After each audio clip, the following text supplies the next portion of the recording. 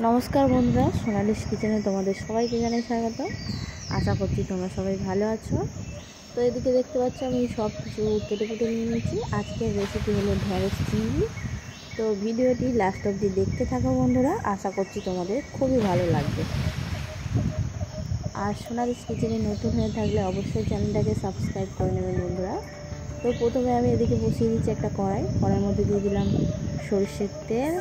তো তেলটা গরম হয়ে গেছে, এর মধ্যে আমি প্রথমে ঢ্যাঁড়সটাকে ভাজা করে নেবো, সামান্য একটু লবণ আর একটু হলুদ দিয়ে। তোমরা চাইলে এই ঢ্যাঁড়সটা নাও ভাজা করতে পারো। তো ঢ্যাঁড়সটা ভাজা করলে ঢ্যাঁড়সের যে কাঁচা গন্ধটা থাকে ওটা থাকে না, আর ঢ্যাঁড়স চিংড়িটা খুবই টেস্টি লাগে খেতে। আশা করছি তোমাদেরকে আমি বুঝিয়ে ভালোভাবে বলতে পারছি। তো ঢ্যাঁড়সটা যতক্ষণে ভাজা ভাজা হচ্ছে তখন আমি চিংড়ি মাছটাকে ভালো করে ম্যারিনেট করে নেব। তার জন্য দিয়ে দিচ্ছি আমি প্রথমে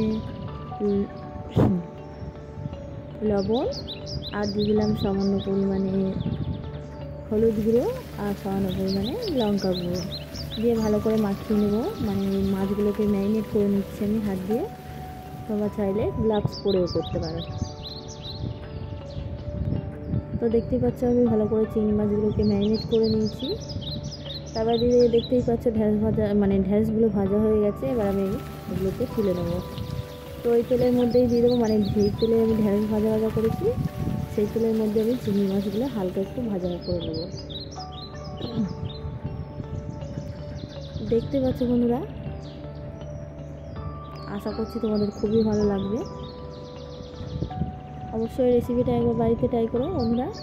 তো চিংড়ি মাছগুলো ভাজা হয়ে গেছে। তো ওই তেলের মধ্যে দিয়ে দিচ্ছি 1 চামচ পাঁচফোড়ন, মানে 1 চা চামচ পাঁচফোড়ন দিয়ে দিলাম। আর একটা পেঁয়াজ আমি আগে থাকতে কেটে রেখেছিলাম সেটা দিয়ে দিলাম। দিয়ে সামান্য একটু তেল দিলাম। তোমরা চাইলে ওই তেলেই করে নিতে পারো, আর চাইলে তেলও দিতে পারো। তারপরে ওর মধ্যেই দিয়ে দিলাম পেঁয়াজগুলোও ভাজা হয়ে গেছে। পেঁয়াজ ভাজার মধ্যে দিয়ে দিলাম টমেটো কুচি।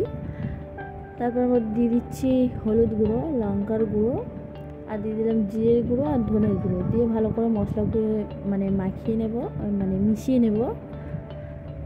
তারপর এর মধ্যে দিয়ে দেবো রসুন বাটা আর আদা বাটা। আমি হাফ চা চামচ করে ব্যবহার করছি এখানে।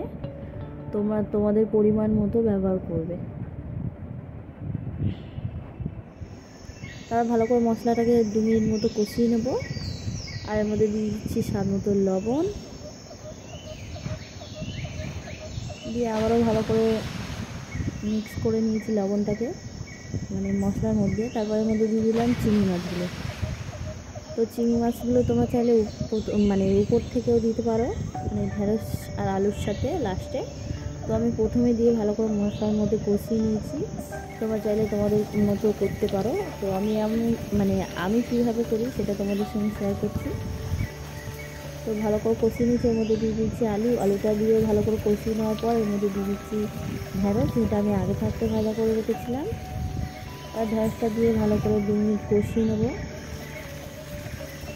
তারপর মধ্যে দিয়ে দেবো পরিমাণ মতো জল, দিয়ে যতক্ষণ না আলুটা সিদ্ধ হচ্ছে ততক্ষণ ঢাকা দিয়ে রান্না করে নেব।